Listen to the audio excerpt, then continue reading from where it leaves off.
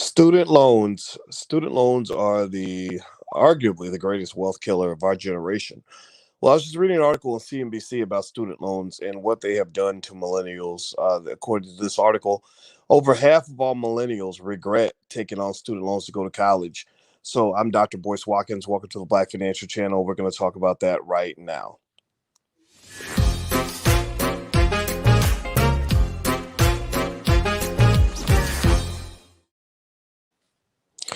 Hey, what's going on, guys? My name is Dr. Boyce Watkins. Welcome to the Black Financial Channel. That's theblackfinancialchannel.com. We cover economic topics every single day of the week, and we cover them from a Black perspective. I'm your friendly neighborhood finance professor, and I want to break down economics in a way that is unique, that will make you smarter at the end of the day. Student loan debt. Give me a yes or no in the chat if you have been hit by student loans. Give me a yes or no. How many of you have gone to college and been body slammed by student loans, or at least experienced them anyway? How many of you have experienced student loans? Give me a yes or no in the chat. I want to know how many of you are student loan veterans in the room. I was just reading an article about student loans, and basically, according to CNBC, more than half of all millennials regret the student loan debt that they took on. And so I'm curious to know, we have intelligent Black people in the room. A lot of you either have some college or a full college degree.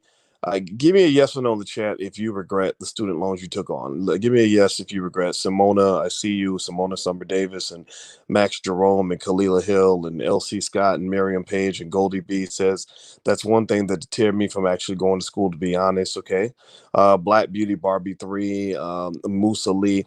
All right, so let's dig into this a little bit. Let's talk about student loans. Student loans is something I feel very passionate about. I remember when I was on the faculty at Syracuse University, and I would meet a lot of the Black students that were there. And right now, I think for Syracuse, a year at Syracuse is about $70,000 with room and board included. And I can tell you right now, Alicia and I, we're both college professors, and we're sending our 17-year-old to college along with their dad. Their dad is a very smart Black man who is also going to chip in on the bill.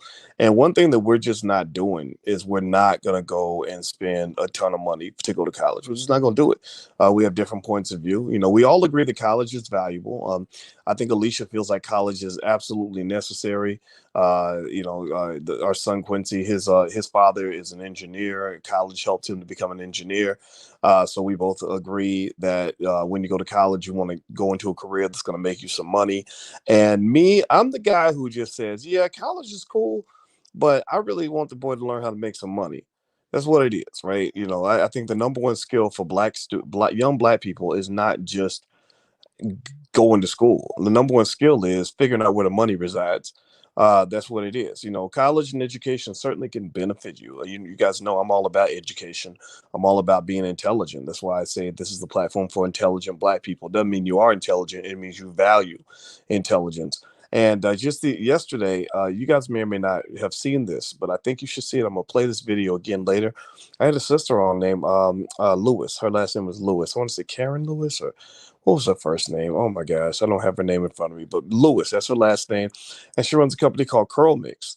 And Miss Lewis got together with her husband, and they're both college graduates, I believe. I know her husband went to Northwestern, and they were running their hair care business, and they were making about 35, 40 grand a year. Then they started making 100, and then they started getting some help, and now they make $6 million a year. And I don't even know if they're over the age of 30. I think they're about 30, 31 years old, and they clocked $6 million last year in revenue after making almost nothing. So here's what happened.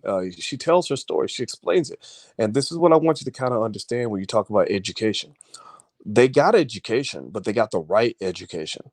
One of the things that Miss Lewis explained to me was that, it wasn't college that taught her how to go make $6 million a year. College don't teach nothing about making big money. College teaches you how to get ready for that job. Now, that's cool if you get the right job. But if you read this article, I was reading this article today in CNBC that says more than half of older millennials with student loan debt say their loans weren't worth it. Well, in this article, they're talking about mostly white people now. They're not even talking about the struggles of Black people. Y'all know how it is when you're Black. When white America gets a cold, Black people get pneumonia. So whatever's hitting white kids who have 10 times more wealth than you, it's 10 times worse on black people, right? We have more debt and less wealth to work with. And one of the things that they kept talking about, they kept telling stories. I think about stories about Jenny and Brad and Aaron Becker, who owes $40,000 in student loans. She said it's been an uphill battle. She went to SUNY Potsdam in 2003 to study music education. Music education. Let me just tell you a little secret. Again, I'm a black man, a human being, a finance PhD. Do not go to college and borrow a ton of money to study music education. If my 17-year-old came in talking about I'm gonna go 100,000 in debt so I can learn how to be a music teacher, I would say, okay, I hope that you are going to become, are you going to be a part-time dope dealer? Like, are you going to be a hitman, a babysitter? Like, how you going to make your real money? Because you ain't going to make your money. You're not going to make enough money to cover that kind of debt. You see, debt is not a problem. That is not the issue. That's the thing. People get to where, people get simple minded on economic issues. Like, for example, if a company does something bad, they say, well, that's why I hate capitalism. No, you don't hate capitalism. You just hate unethical capitalism. Or when somebody goes to a black owned business and the business doesn't serve, they burn the food or whatever. They're like, see, that's why I'm support black owned business. No, you don't hate black owned business. You just don't like that business. Well, the same thing is true with debt. Debt gets a bad rap. I hear people that say, "Man, debt kicked my butt so bad. I'm never gonna go in debt. Debt is bad. I'm staying out of debt." No, debt is not the problem. Debt is not the issue. The reality is that whoever taught you to take on debt for something crazy that's the issue. The irresponsible use of debt is the issue. Did you guys know this? Give me a yes or no if you knew this. Most multi-billion dollar companies, most multi-billion dollar companies got started with debt. Debt is a wonderful thing if you use it right. Debt ain't the problem. It's the irresponsible use of debt. Ain't nobody on this earth gonna give you a business loan to start a company where you say, "Well, I want to borrow $10 million." Well, how much revenue you gonna make? About two grand a month. I'm gonna make about 2 grand a month, but I want to borrow 10 million to build a $2,000 a month business. That doesn't make any sense. Well, when you go to college and you major in something like music education and put yourself deep, deep, deep in debt, then you're pretty much asking for trouble, and that's the problem. Let me just tell you, I have sat and I've watched, black college students for many years. No disrespect to the white kids. I just paid attention to black people because I'm just B1. That's what it is.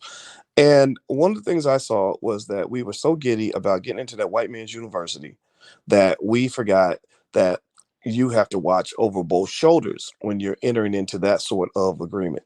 So what people would do is they would send the kid to college. They say, okay, my baby's the first one in our family to go to college because somebody told you to go into University of Iowa was like a big deal. Okay, good for you. So your child goes to that college. They go deep in debt. University gets mad paid off your family wealth. Like they got you 100K in debt. You're gonna be paying them till you old and gray. You're now a sharecropper. Your baby goes to college, doesn't think about how they're going to pay the debt. They go into a career where the starting salary ends up being 35,000 a year, and also they learn no other extra skills that help them pay their debt off.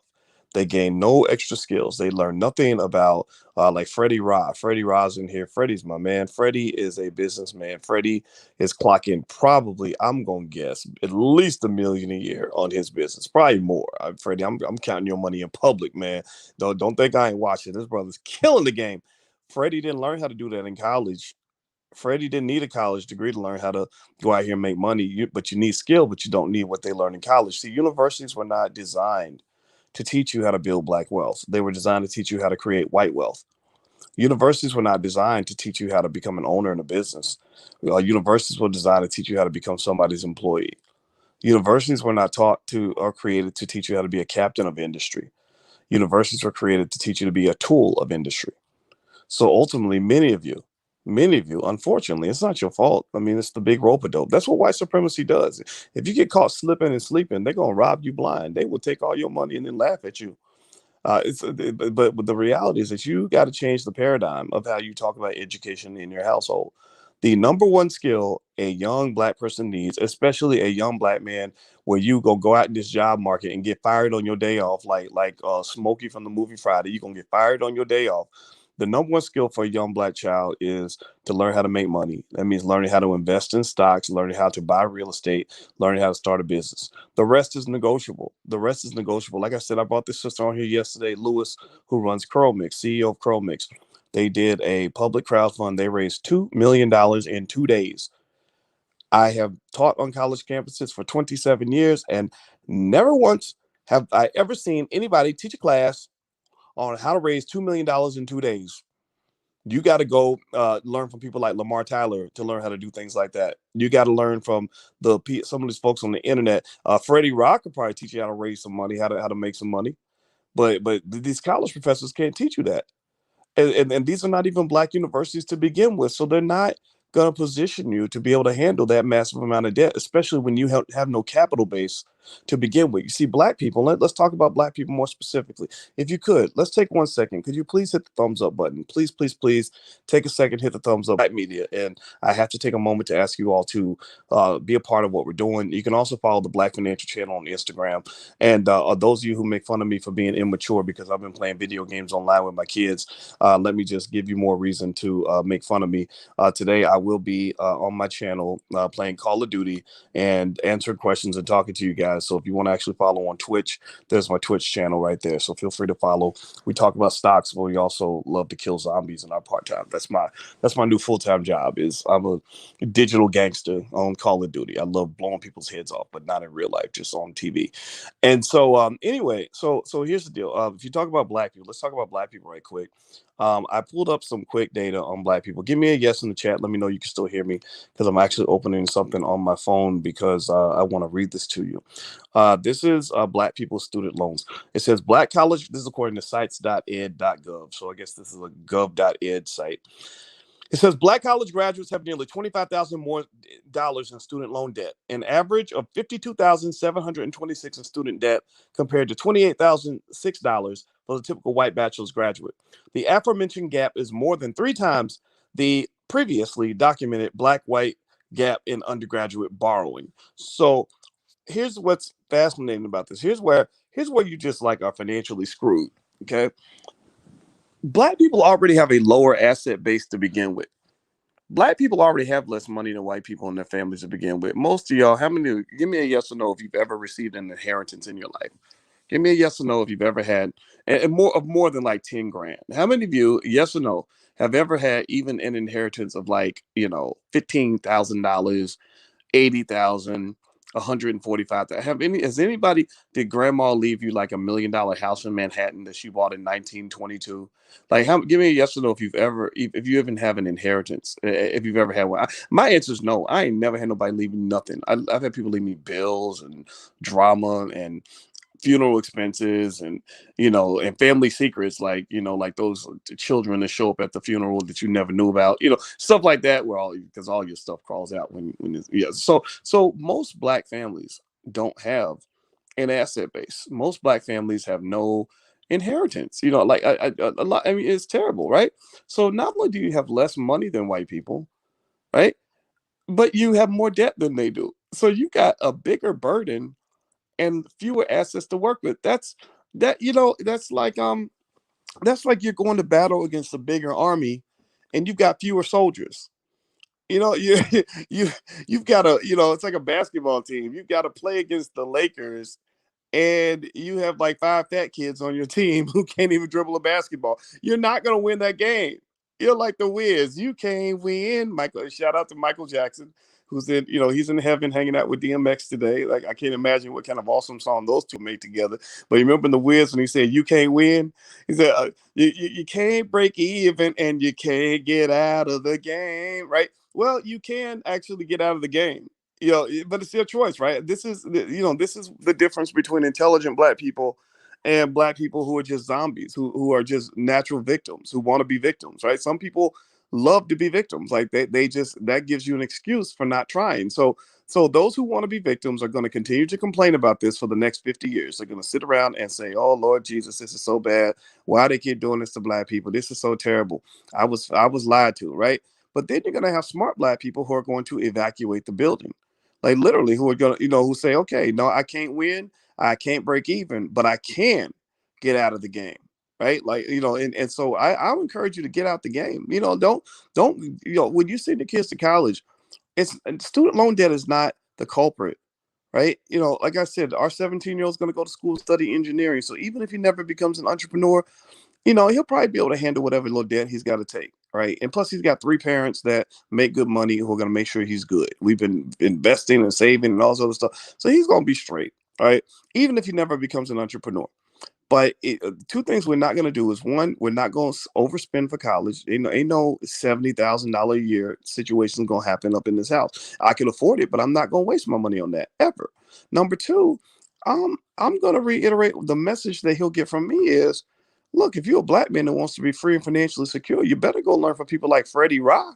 You better go learn from people like Lamar Tyler, who can, or like Miss Lewis. I don't remember her first name, but she was on yesterday on the channel. You better learn from people like that. You better learn from the free black people who know how to make their own money. Those are the ones who will not only teach you how to have enough money to handle your debt, but they will teach you how to have enough money and freedom to really live. I mean, think about this. Even if you can pay that debt back, you're selling yourself into corporate slavery. A lot. See, back 200 years ago, Massa used to sell us into slavery. That we were born and the white man be like, okay, this Negro goes for $244 and you had to go. Now you don't have, nobody's selling you into slavery. But here's what happens. In America, there's this thing called capitalism. And to play the game of capitalism, you have to have capital. And most of us have no capital because there was no inheritance left for us. White people been stealing our money for 300 years. They ain't gonna pay you no reparations. We not anytime soon. And when they do, it's gonna be a bunch of BS. But when you have no capital base, what you have to do, the only capital you have is what they call human capital. At that point, you have no stocks, you have no real estate, you have no business that generates income, like say the Asian community where they got a hair salon and a couple of nail salons in an apartment building that generates monthly income. You don't have that. So when you have no capital base, what you have is you have human capital. Human capital is your labor, and sometimes it's your body.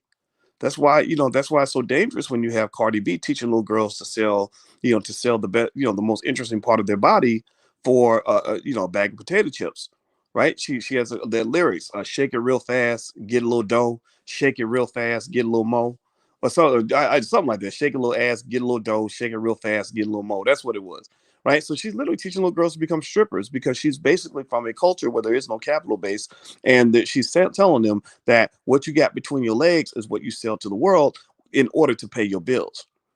I don't know about you, but I don't want my daughter in that situation ever. Well, for the men, what happens with us is we have to end up selling our labor. We have to go into these humiliating situations for very low wages, and we have to work until we die because we're not making enough money to really take on the massive amount of debt that we've taken on. Half of all black college graduates default on their student loans.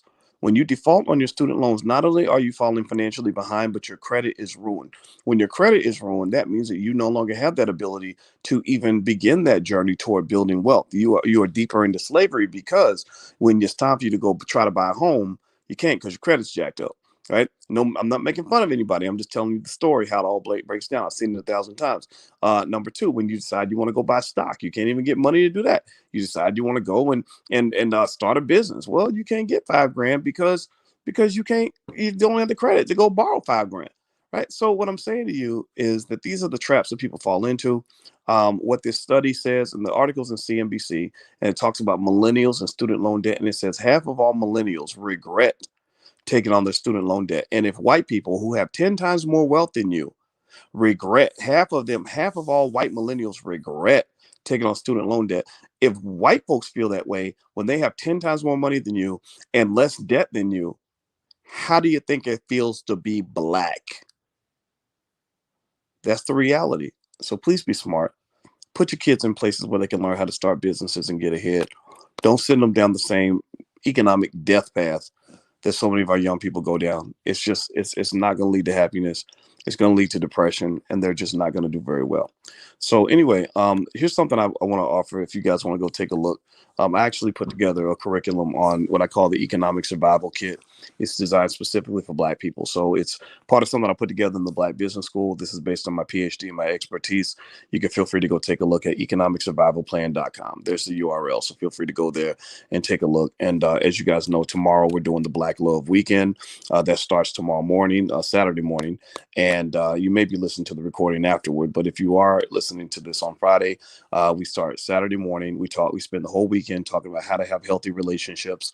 Because one thing that people don't know, this is one best kept secret that they don't talk to you about in college, is that most people who make money know that relationships are the key to making money. I don't know if Freddie Rod's still in here with all his trillions that he's making from his wonderful business, Urban Intellectuals, but anybody in here that's got money in the pocket, give me a yes if you can confirm that relationships open doors. Give me a yes if you confirm that healthy relationships is how you can get ahead and get opportunities. That's really important to know because I see a lot of people that, unfortunately, because we go through so much trauma and some of us end up carrying toxicity into our adulthood, it messes up our relationships. And there's nobody who struggles more financially than the single mother with kids with no help from the daddies. Nobody who suffers financially more than the single father with babies everywhere that he can't take care of. This is bad relationships. If you got together long enough to go make that baby, then I hope you will invest also in making sure that you can give that baby a solid home. You know, I believe in Black family, man. Why is that so radical? Why is it so radical to say that I believe Black people should get along and that two parents who make a baby should find a way to see if they can keep their family together? So there are skills out there. There are real relationship gurus out here who have real credentials, not some guy that's going to tell you what you want to hear so you can get your money, or somebody who's going to beat you up and yell at you because you don't agree with what they say. I'm not making fun of anybody else, but what I am saying is that there are credentialed people with PhDs, master's degrees, licenses, licensed therapists who are coming through. Couples have been married, they've been in the game, been married 30, 40 years. You know, you get advice, relationship advice from single people. Well, they can teach you how to get some ass for sure. They can probably teach you how to hook up. But if you try to really to stay hooked up, then that's a different thing. Like getting hooked up is easy. I mean, God and Mother Nature designed that process for you. Men are naturally attracted to women. Women are naturally attracted to men. But getting hooked up is easy. It's staying hooked up that takes a lot of work. And I keep making fun of my friend Freddie Rod just in jest because I love Freddie. He's a great brother. But I met his wife. His wife is a wonderful lady, and they have a family business. They're thriving over there because they know how to keep their family together. If you can't keep your family together, then you're gonna spend all your time fighting and none of your time building. You can't build in the middle of destruction. So that's what the Black Love Weekend's all about. It's totally free. Feel free to go to the URL if you'd like to join us. You can register, and we start Saturday morning, and it's nothing but relationships all day. Dr. Alicia will be there. She's a couples counselor. But then we also have a lot of other good people: Dr. Charn Timms, S.T. Brown, Dr. George James, Dr. Adrian Carter, I think this is, or Adrian Carter, I want to say. Adrian Peterson's a football player, and a lot of other great people. So feel free to join us. All right. So I'm out of here. Love you. I hope you guys have a good day. Please hit the thumbs up button on your way out. We are building Black media. We could really use your help, and we appreciate you. So talk to you soon. I'm going to go play my video games with the kids. Talk to you later. Peace.